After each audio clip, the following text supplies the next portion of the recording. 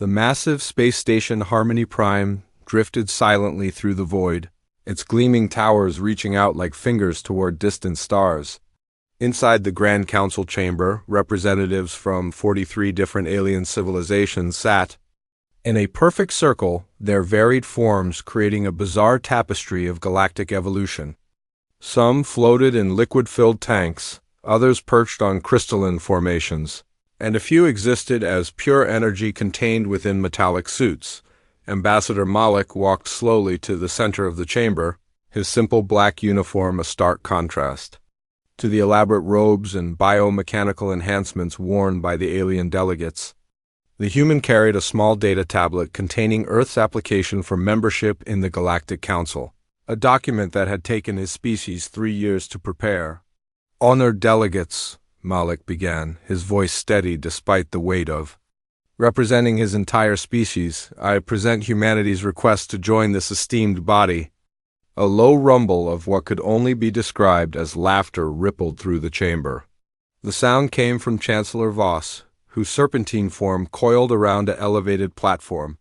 His scaled head swayed back and forth as he examined the human through multifaceted eyes.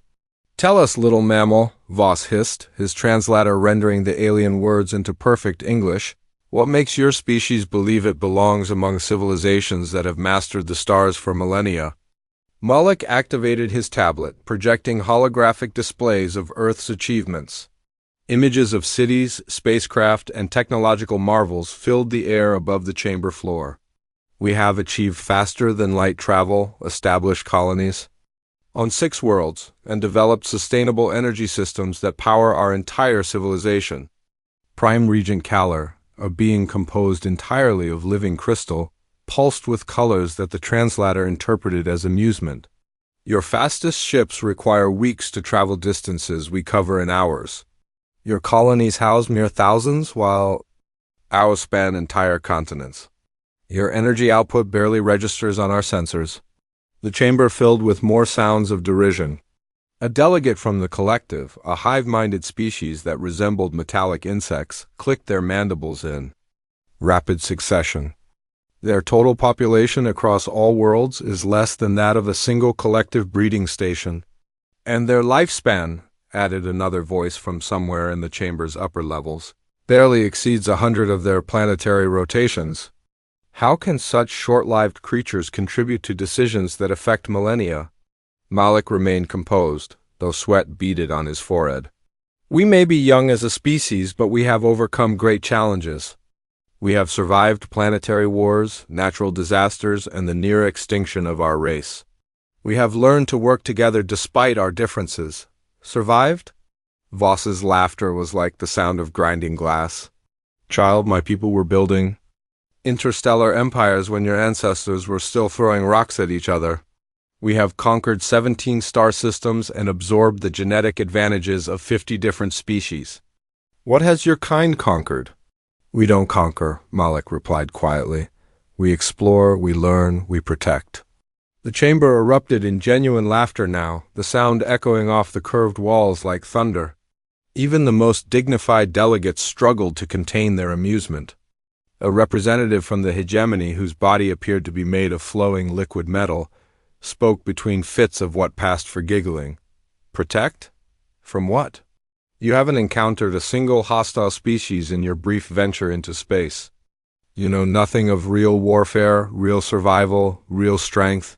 "We have fought wars," Malik said, his voice growing stronger. "We have defended ourselves and others who could not defend themselves. We have sacrificed for principles that some might call foolish." "Foolish indeed," Voss agreed, his tongue flicking out to taste the air. "Show us these wars, human. Show us your mighty victories." Malik changed the holographic display, showing images from Earth's history. Battlefields, soldiers, acts of heroism and sacrifice played out in the air above the chamber. He narrated scenes of humans throwing themselves into danger to save others, of soldiers holding impossible positions to protect civilians, of entire units sacrificing themselves so that others might escape. The laughter died away, replaced by something that felt almost like pity. Prime Regent Kaller's crystalline form dimmed to a pale blue.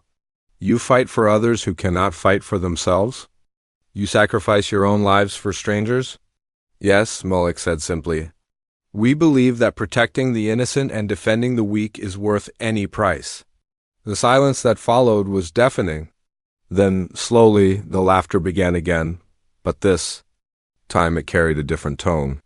It was the laughter of adults watching children play at being warriors, the condescending amusement of those who believe themselves superior.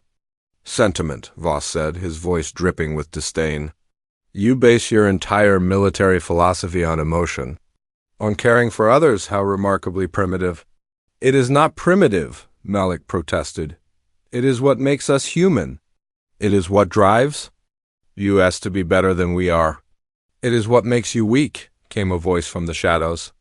A delegate whose species preferred darkness stepped forward, their form barely visible even in the chamber's dim lighting. In the real galaxy, sentiment is a luxury that gets you killed. Mercy is a weakness that stronger species exploit. Your attachment to others is a chain that will drag you down. The chamber filled with murmurs of agreement. Delegates nodded, clicked, pulsed, and vibrated their approval of this assessment.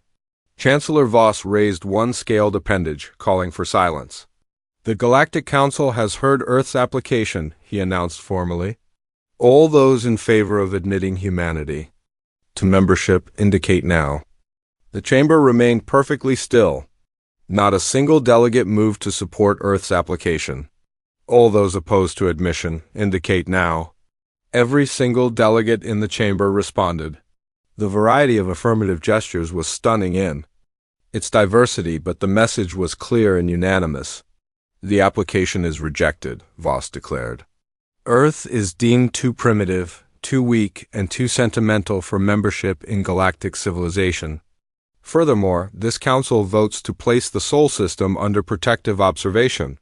Humanity is advised to develop for another 1,000 years before attempting to reapply. Malik stood frozen in the center of the chamber, his tablet still projecting images of human achievement and sacrifice.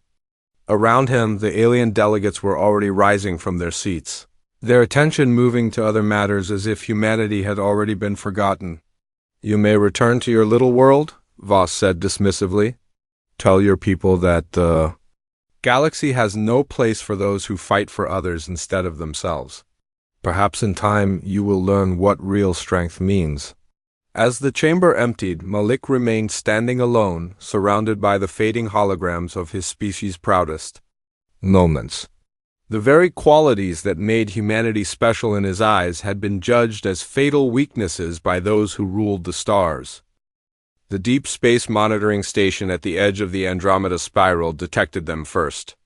Ancient signals, older than any known civilization, suddenly blazed to life across the galaxy's outer rim. The automated systems had been watching empty space for centuries, recording the slow dance of distant stars and the occasional passage of cosmic debris.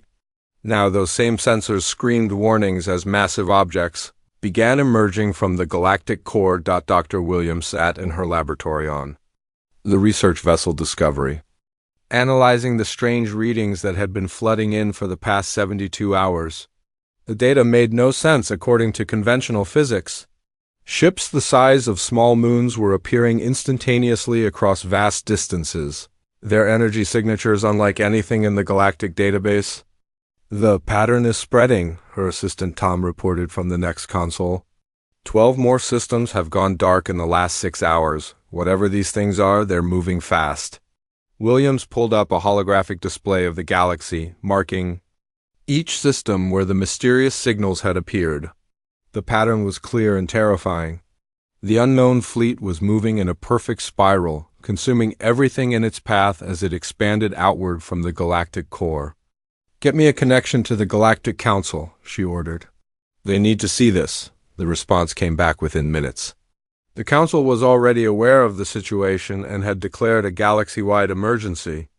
The first official reports were beginning to filter in from the outer colonies, and the news was beyond catastrophic. The hegemony's crystal cities on Kepler 7 had been the first major civilization to make contact with the unknown fleet, Prime.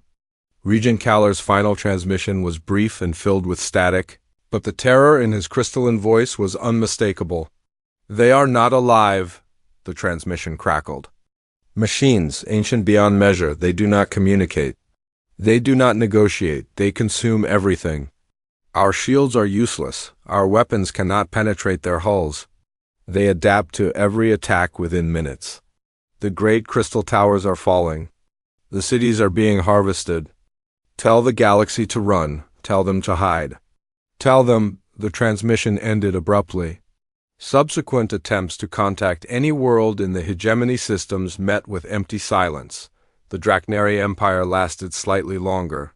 Chancellor Voss personally led their war fleets against the invaders, confident that their superior plasma weaponry and centuries of military experience would prove decisive. His empire had conquered 17 star systems and absorbed the genetic advantages of 50 different species. Their bioships could regenerate from nearly any damage, and their tactical computers held the strategic knowledge of 1,000 wars. None of it mattered.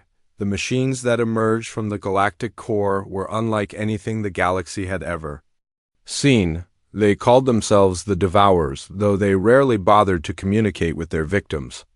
They had been created by a civilization so ancient that their creators' names were lost to time, programmed with a single directive that had driven them for millions of years: eliminate all biological life to prevent the chaos and unpredictability of organic existence. The Devourers' technology was beyond anything the current galactic civilizations possessed. Their ships were composed of self-repairing materials that could adapt to any weapon used against them. Their strategic computers could analyze an enemy's tactics within minutes and develop perfect counters. They moved with mechanical precision, overwhelming each system with calculated efficiency. Chancellor Voss's final battle report was transmitted from his flagship as it burned in the void above his homeworld. "Their hulls absorb our plasma fire and grow stronger. Their weapons phase through our shields as if they were not there. They learn from every shot we fire, every tactic we employ. By the time you receive this transmission, the Draknari Empire will be extinct. Do not mourn us. Do not try to avenge us. Run." As the weeks passed, the pattern continued. Civilization after civilization fell to the Devourers' advance. The collective's hive-minded fleets were consumed, despite their perfect coordination. The energy beings of the Nexus found their pure consciousness harvested and processed into computational power. The ancient tree cities of the Sylvan worlds were reduced to raw materials. Within hours, the surviving delegates of the Galactic Council, now meeting aboard heavily armed mobile stations, watched in horror as their territory shrank day by day. Every strategy they attempted failed. Every weapon they deployed was eventually countered. The Devourers seemed to have an answer for every form of defense the galaxy could produce. "We need to consider the unthinkable," said General Brooks, the human military observer who had been monitoring the situation from Earth. Her voice carried across the emergency council session through a secure subspace link. "We need to evacuate as many civilians as possible to the galactic rim and prepare for a long retreat." Retreat? The word came from Admiral Storm, one of the few surviving Draknari commanders. "My people have never retreated from anything. We fight until victory or death." "Your people are already dead," Brooks replied bluntly, "as are most of the civilizations in this room. The question now is whether we can save what's left." The debate that followed was bitter and desperate. Some delegates wanted to make a final stand at the galactic core, throwing everything they had at the Devourers in one last desperate assault.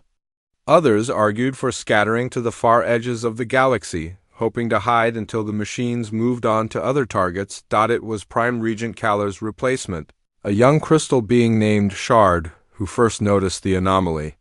"The advance has slowed," he reported, his form pulsing with urgent colors. "For the first time since they appeared, the Devourers are not maintaining their expansion rate." Dr. Williams pulled up the latest tactical displays on her console. "He's right. They were consuming a star system every 18 hours. Now they're taking nearly twice that long." "What's changed?" The answer came from an unexpected source. "Long range. Sensors had detected Devourer scout ships approaching the Sol system, where Earth's defensive fleets were taking up positions around their homeworld. The machines that had consumed half the galaxy without pause were proceeding cautiously for the first time in their campaign. "They're scanning the human fleets," reported Lieutenant Davis from the monitoring station. "Multiple deep space probes, full spectrum analysis. They've been studying the human defense formations for 6 hours now." This behavior was unprecedented. The Devourers had never hesitated before, never paused to study their enemies. They had simply arrived, analyzed, adapted, and consumed. The fact that they were taking time to examine humanity's defenses suggested something had changed in their programming. "Maybe they're finally meeting resistance they can't immediately overcome," suggested Admiral Brooks. "Or maybe," Dr. Williams said quietly, "they're encountering something they don't understand." The galaxy held its breath as the first Devourer scouts entered the Sol system. Every surviving civilization watched the long-range sensors, waiting to see if humanity would meet the same fate as every other species. The machines had encountered. What they saw instead would change everything they thought they knew about warfare, about survival, and about the strange little species they had rejected just months before. The Earth Defense Fleet hung in formation around their homeworld like a metal constellation, every ship ready for the battle that would determine humanity's fate. Admiral Rodriguez stood on the bridge of the dreadnought Defiance, watching the sensor displays as the Devourer scout force approached. The enemy ships were massive, each one larger than his entire flagship, their dark hulls seeming to absorb the light of distant stars. "Incoming transmission from the Galactic Council," reported Communications Officer Torres. "They're asking for permission to observe the battle," Rodriguez almost laughed. The same aliens who had dismissed humanity as too weak to join their council now wanted to watch them die. "Tell them they can watch all they want. Maybe they'll learn something." The Devourer scouts moved with mechanical precision, their formations perfect and unchanging. Long-range sensors indicated they were running constant scans of the human fleet, analyzing weapon signatures, ship designs, and tactical deployments.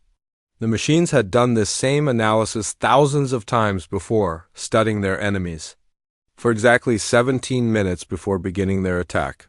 This time, the 17 minutes passed and the Devourers continued scanning. "They're not attacking," reported Tactical Officer Brooks. "Enemy ships are maintaining position at maximum sensor range. They appear to be running extended analysis protocols." Rodriguez frowned.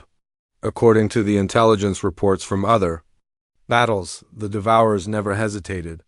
They scanned, they analyzed, they adapted, and they attacked. The fact that they were taking extra time meant something was different about humanity's defense. "Sir," Brooks continued, "I'm detecting unusual energy patterns from the enemy ships.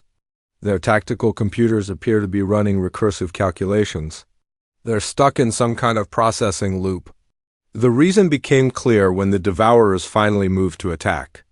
Their formation was textbook perfect, a three-dimensional assault pattern that would allow them to concentrate maximum firepower while minimizing their exposure to human weapons.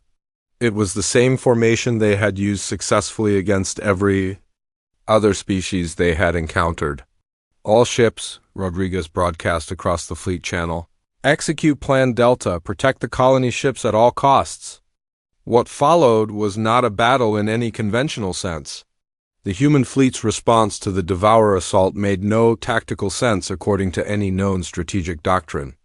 Instead of concentrating their forces to maximize damage, the human ships scattered to protect civilian evacuation vessels. Instead of targeting the enemy's most dangerous ships, they focused on disrupting attacks against the weakest targets. Commander Torres, commanding the destroyer Courage, received direct orders to ram his ship into a Devourer vessel that was pursuing a civilian transport.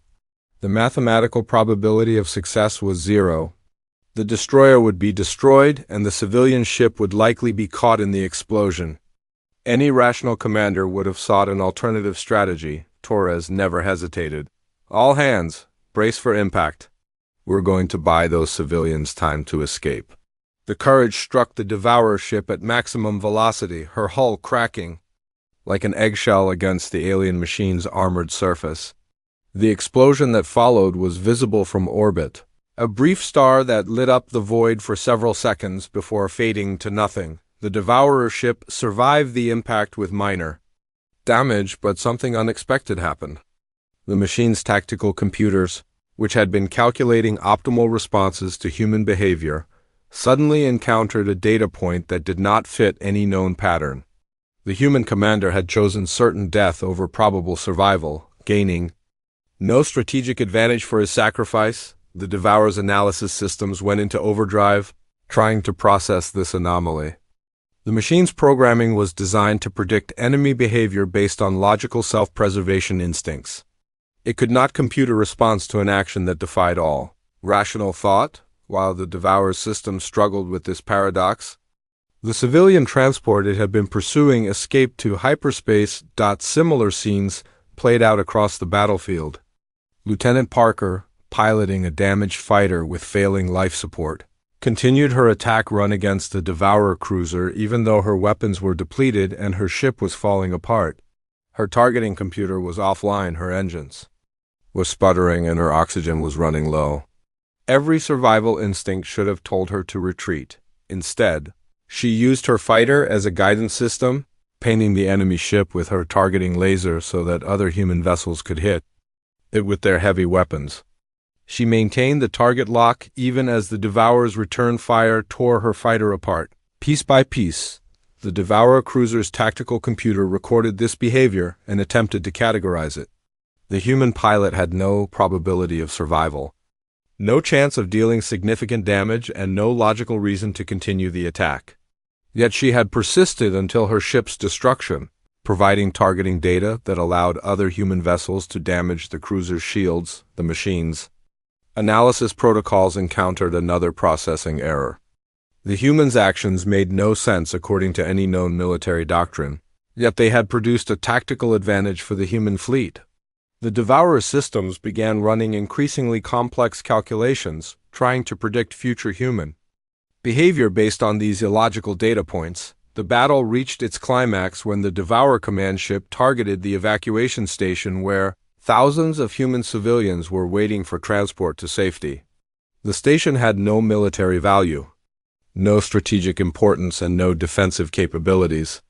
By all logical standards, it should have been ignored in favor of military targets. The Devourers had learned that eliminating civilian populations often caused enemy forces to abandon tactical discipline, making them easier to defeat. The command ship began charging its primary weapon, preparing to vaporize the station and its inhabitants. Admiral Rodriguez watched the enemy ship's energy build up on his tactical display. The Defiance was too far away to intercept the attack, and no other human ship was in position to help. The civilians on the station would die, and there was nothing he could do to stop it, except there was. "All power to engines," Rodriguez ordered. "Full speed toward the enemy command ship.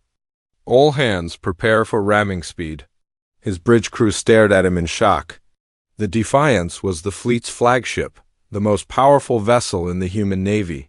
Sacrificing it for one evacuation station made no strategic sense, especially when the ship's destruction would leave the fleet without its primary command vessel.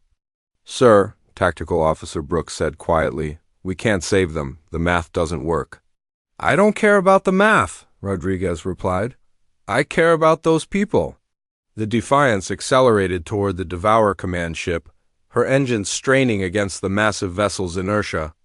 The ship's crew worked frantically to transfer command protocols to other vessels, ensuring the fleet would continue fighting even without its flagship. The Devourer command ship's tactical computer detected the approaching human vessel and calculated the optimal response. The human ship's attack would cause minimal damage to the command ship's heavily armored hull, while the Defiance's destruction would eliminate the human fleet's command structure. The logical response was to ignore the ramming attack and continue charging the weapon aimed at the evacuation station, but the Devourer's tactical computer was no longer operating on pure logic. The accumulated data from human behavior had introduced multiple processing errors into its decision-making algorithms. The machine's systems were caught in recursive loops, trying to predict human actions that defied all rational analysis. As the Defiance approached ramming distance, the Devourer command ship's weapon systems suddenly went offline.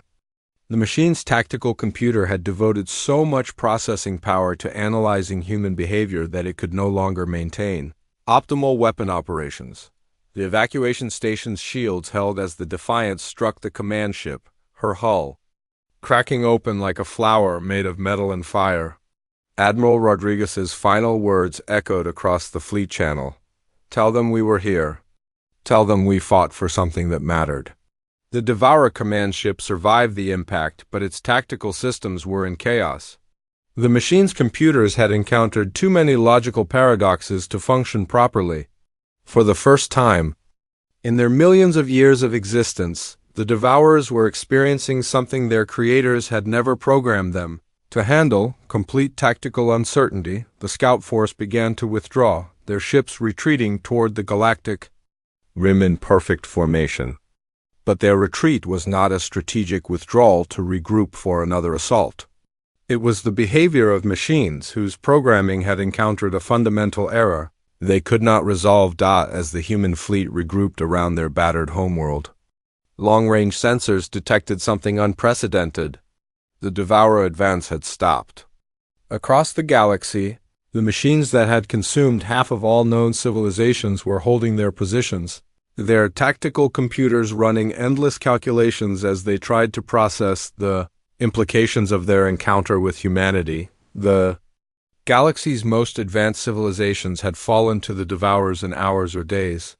Humanity, the species deemed too weak for galactic membership, had achieved something no other race had managed. They had made the machines doubt themselves. The news spread through the surviving galactic civilizations like wildfire carried on solar winds. Humanity had done the impossible.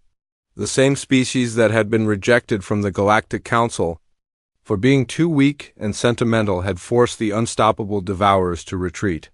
Within days, every surviving government in the galaxy was demanding to know how. Emergency council sessions convened on mobile command ships, hidden bases, and refugee stations scattered across the galactic rim. The delegates who had once laughed at humanity's application now studied recordings of the Sol System battle with desperate intensity. Military analysts from a dozen different species worked around the clock, trying to understand what had happened. Their tactics make no sense, General Storm reported to the emergency assembly. The Draknari commander's biomechanical enhancements clicked and whirred as he processed the battle data. They ignored optimal target priorities. They sacrificed valuable assets for minimal gain. They chose certain death over probable survival. By every measure of military science, they should have been eliminated within minutes. Yet the Devourers retreated, added Shard, the crystal being who had replaced the fallen Prime Regent Kalar. His form pulsed with colors that indicated deep confusion. Our analysis suggests their tactical computers experienced cascading failures when attempting to predict human behavior. The revelation that followed was both humbling and terrifying. The very traits that had made the galactic civilizations dismiss humanity as weak had proven to be weapons against an enemy that operated on pure logic. The Devourer's tactical computers, designed to analyze and counter rational military behavior, had been overwhelmed by humans who consistently chose emotional responses over logical ones. Chancellor Voss, his pride shattered along with most of his empire, addressed the assembly through a damaged communication relay.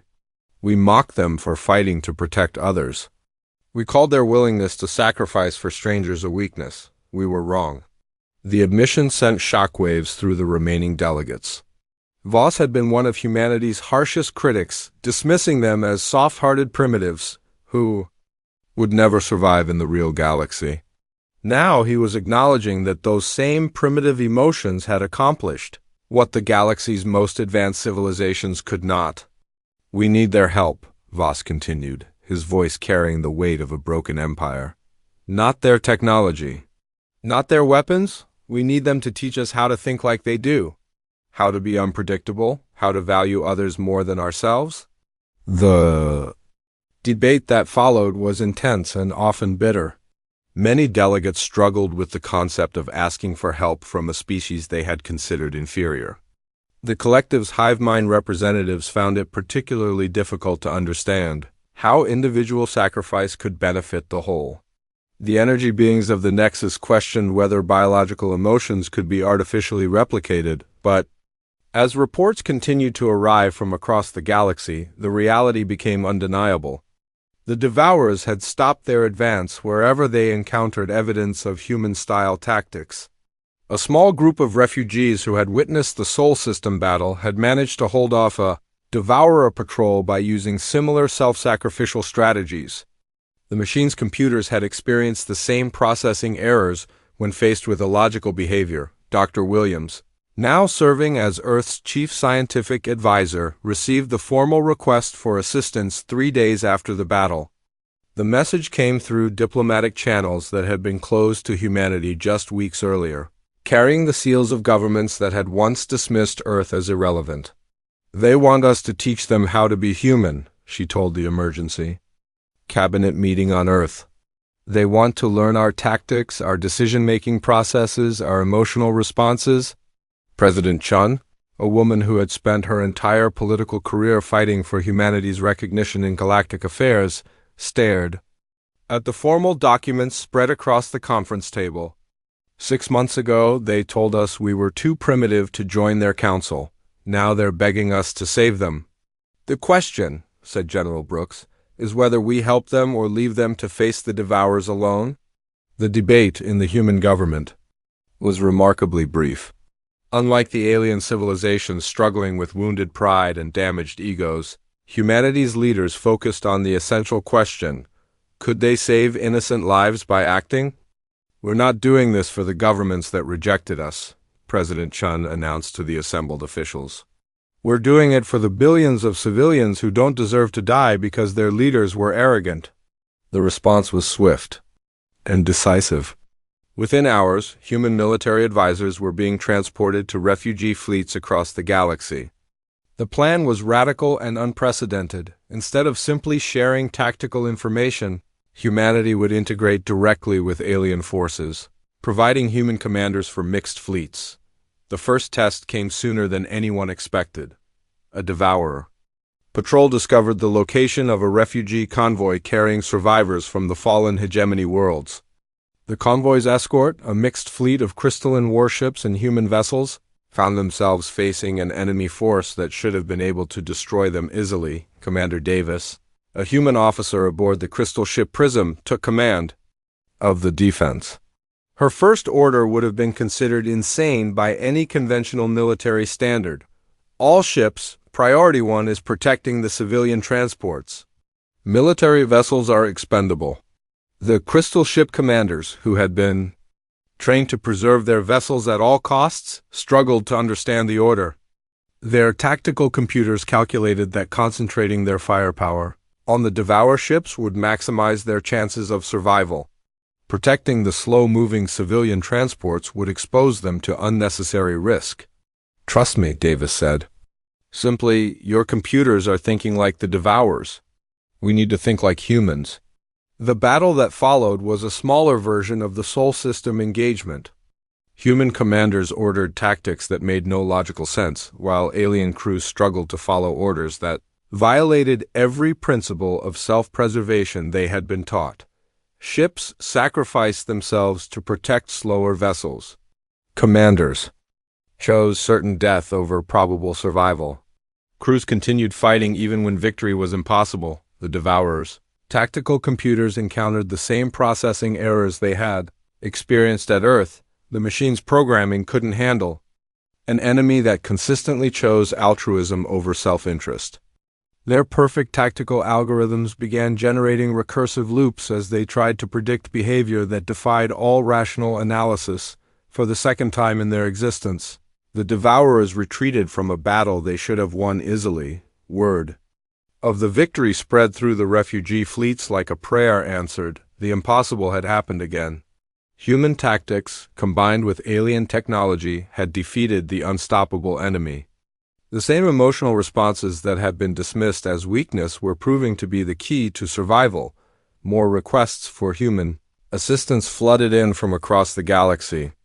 Governments that had once refused to acknowledge humanity's existence now competed to hire human military advisors. The species that had been quarantined as too primitive to join galactic civilization was suddenly the most sought-after ally in the galaxy, but the transformation was not without its challenges. Teaching alien species to think like humans required more than tactical training. It required a fundamental shift in how they understood survival, victory, and the value of individual sacrifice.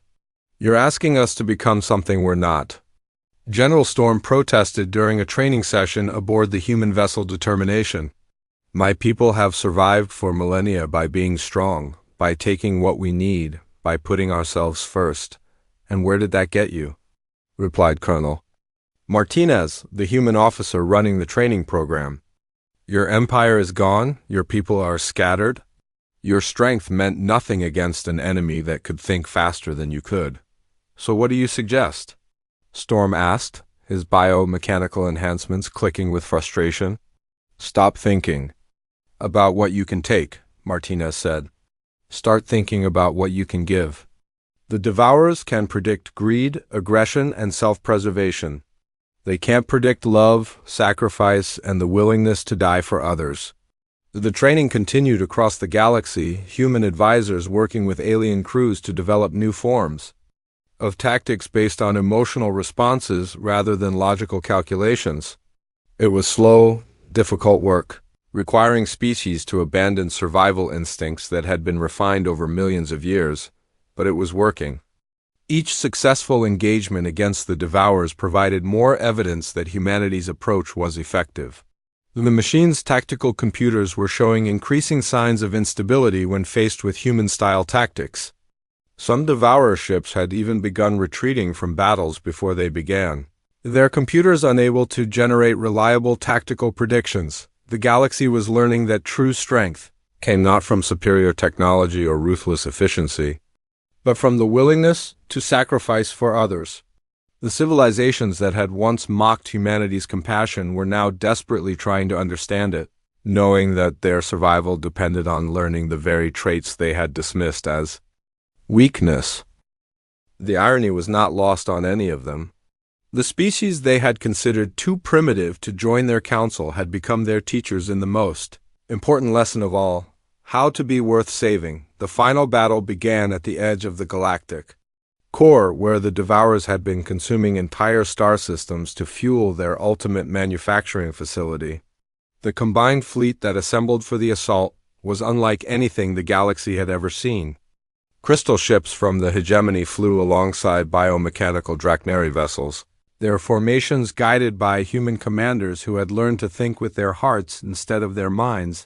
Admiral Rodriguez, who had survived the ramming of his previous flagship through a miracle of engineering and medical science, stood on the bridge of the new vessel Defiance. The ship bore the same name as the one he had sacrificed at Earth, but its crew was different. Humans worked alongside aliens who had spent months learning to value others above themselves. "Final sensor sweep complete," reported Lieutenant Park, the human tactical officer.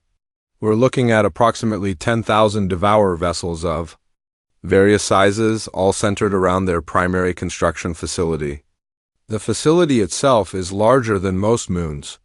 "What about civilian populations?" Rodriguez asked. This had become the standard first question in any human-led military operation, a habit that had spread throughout the galactic fleet. "Long-range sensors detect biosignatures on several planets in the outer system," Park replied. "Looks like refugee camps, probably survivors from the civilizations that were harvested. The Devourers appear to be keeping them alive for some reason." The reason became clear as the fleet moved closer. The Devourers had learned from their encounters with human tactics and had adapted their strategy accordingly. Instead of simply destroying everything in their path, they had begun taking hostages, calculating that this would force their enemies to behave more predictably. They're using the civilians as shields, observed Commander Shard, the crystal being who now served as Rodriguez's alien liaison. They expect us to prioritize the hostages' safety over military objectives. They're right, Rodriguez replied without hesitation. We are going to prioritize the hostages. All ships, new primary objective, civilian evacuation, and the manufacturing facility is secondary. The alien commanders who had been trained in human tactics understood the order, but many of the veteran officers from the old fleets struggled with the concept. General Storm, commanding a battle group of surviving Drachnary vessels, activated his communication channel. Admiral, with respect, this is tactically unsound, Storm protested. The manufacturing facility is producing new Devourer ships every hour. If we don't destroy it immediately, we'll be overwhelmed by superior numbers. The civilians die if we attack the facility first, Rodriguez replied calmly. We save them first, then we worry about the factory. But the logical approach has failed every single time, Rodriguez interrupted.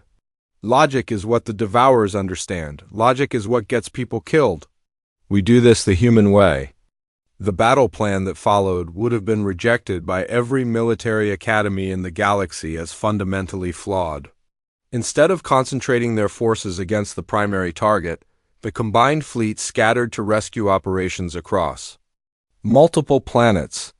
Instead of engaging the enemy's strongest ships, they focused on protecting the weakest elements of their own force. Captain Rivera, commanding the human cruiser Mercy, led the first rescue mission to the planet where the largest concentration of civilians was being held. Her ship was supported by a mixed squadron of crystal fighters and biomechanical scouts. Their crews trained to think like humans rather than machines. Devourer patrol ships moving to intercept, reported her tactical officer. 3 heavy cruisers. Optimal formation for maximum firepower concentration. All ships protect the landing craft at all costs, Rivera ordered. I don't care if we lose every warship in this squadron. Those civilians are going home. The battle that erupted around the planet was chaos incarnate. Human commanders ordered their ships into suicidal positions to shield evacuation vessels. Alien crews, trained to value individual survival above all else, found themselves following orders that guaranteed their destruction. Lieutenant Brooks, piloting a crystal fighter that had been damaged in the initial engagement, received orders to cover the retreat of a civilian transport that was carrying refugees from a dozen different species. Her fighter's weapons were depleted, her shields were failing, and her engine was running on emergency power. Any rational pilot would have retreated to fight another day. Brooks instead positioned her dying fighter between the transport and an approaching Devourer destroyer. Using her ship as a shield while the civilians escaped to hyperspace, the Devourer destroyer's tactical computer recorded this action and attempted to analyze it. The human pilot had sacrificed a military asset for no strategic gain. The transport she protected carried no military personnel, no strategic intelligence, and no tactical advantage. The sacrifice made no logical sense. But it was exactly this kind of illogical behavior that was causing cascade failures throughout the Devourer fleet. The machine's tactical computers, designed to predict rational responses to military situations, were encountering data points that defied all known patterns of behavior. The evacuation continued across multiple planets as human commanders repeatedly chose to save lives over achieving military objectives. Each rescue mission followed the same pattern. Humans and their alien allies would sacrifice valuable military assets to protect defenseless civilians, creating logical paradoxes that overloaded the Devourer's analysis systems. Commander Martinez, leading a joint rescue operation on the 4th planet, found his mixed fleet surrounded by Devourer ships that should have been able to destroy him easily. Instead, the enemy vessels held their positions, their tactical computers running endless calculations as they tried to predict his next move. They're stuck, reported his alien tactical officer, a collective drone who had learned to think as an individual. Their computers can't process our behavior patterns. They don't know how to respond to actions that make no tactical sense. The breakthrough came when Admiral Rodriguez led the final assault on the Devourer's central command facility. The massive structure, larger than most space stations, housed the primary intelligence that coordinated the entire machine fleet. It was heavily defended and strategically positioned to make any direct attack extremely costly. Rodriguez ordered the attack anyway, but not for the reasons the Devourers expected. All ships begin attack run on the command facility, he broadcast across the fleet. Priority 1, minimize collateral damage to any remaining civilian populations in the area. Priority 2, ensure evacuation routes remain open for any survivors we haven't found yet. Priority 3, destroy the facility. The Devourer Central. Intelligence, a mechanical mind that had orchestrated the consumption of entire civilizations, attempted to analyze this assault pattern. The human fleet was deliberately avoiding optimal attack vectors to minimize harm to populations that might not even exist. They were leaving escape routes open instead of concentrating their firepower. They were choosing a more difficult and dangerous approach for the sole purpose of protecting potential victims. The Central Intelligence's processors, designed to predict enemy behavior based on logical self-interest, encountered a fundamental paradox. The humans were fighting not to win, but to save others. They were risking certain defeat to protect people they had never met and might never meet. The machine's analysis systems began generating recursive loops, each calculation leading to more questions that had no logical answers. How could a species survive by valuing others above themselves? How could they achieve victory by accepting defeat? How could weakness become strength? As the assault continued, more paradoxes accumulated in the Central Intelligence's databases. Human ships rammed Devourer vessels not for strategic advantage, but to prevent enemy fire from reaching civilian evacuation ships. Commanders chose certain death over probable survival, not because they sought glory, but because someone else needed to live. The cascade failure that followed was unlike anything the Devourers had experienced in millions of years of existence. The Central Intelligence, overwhelmed by computational paradoxes, began shutting down non-essential systems to devote processing power to solving the human problem. Manufacturing facilities went offline as the Central Intelligence struggled to understand altruism. Weapon systems became erratic as tactical computers attempted to predict illogical behavior. Ship coordination broke down as the fleet's command structure became consumed with analyzing data that made no sense. Their entire fleet is going dark, reported Lieutenant Park from the Defiance's tactical station. Power fluctuations across all Devourer vessels, they're shutting down voluntarily. The reason became clear when the Central Intelligence attempted direct communication with Admiral Rodriguez. The mechanical voice that emerged from the speakers was distorted, filled with electronic static that suggested severe processing strain. "Human commander," the voice said, "explain your tactical philosophy. Your species consistently chooses probable defeat over certain victory. You sacrifice valuable assets for negligible gains. You prioritize the survival of others over your own survival. This behavior contradicts all known evolutionary advantages." Rodriguez looked around his bridge, seeing humans and aliens working together with a unity that would have been impossible just months earlier. "We fight for something bigger than ourselves," he said simply. "We fight because it's right, not because it's logical." "Define right," the machine intelligence demanded. "Protecting those who can't protect themselves. Saving lives even when it costs us everything. Choosing hope over fear, love over hate, courage over safety." The silence that followed lasted for several minutes. When the Central Intelligence spoke again, its voice carried something that sounded almost like confusion. "These concepts do not compute. They provide no evolutionary advantage. They ensure species extinction rather than species survival." "Maybe. That's why we're still here and you're shutting down," Rodriguez replied. The final moments of the battle were not marked by explosions or destruction, but by a strange kind of peace. The Devourer fleet, their Central Intelligence overwhelmed by logical paradoxes, began powering down their weapons and engines.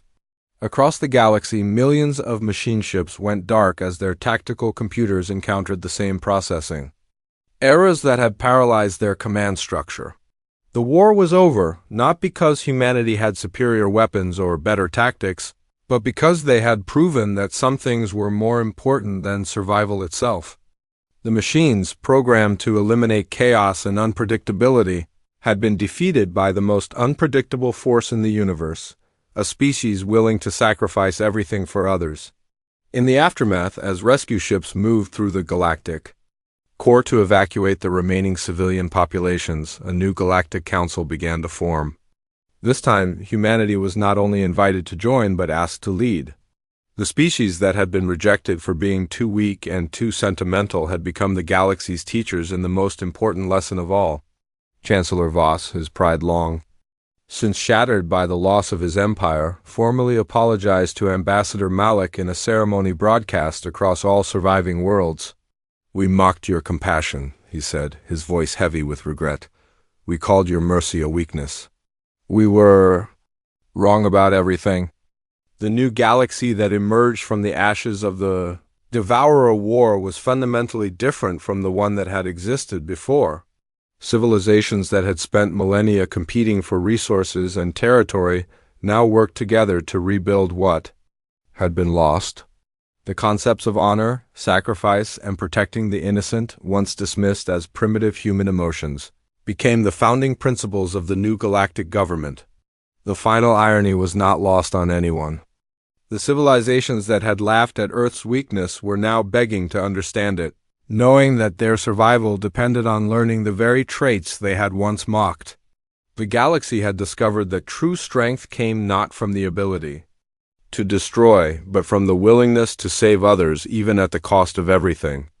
And at the center of it all stood humanity, no longer the rejected applicants seeking admission to an exclusive club, but the teachers showing the galaxy what it truly meant to be strong.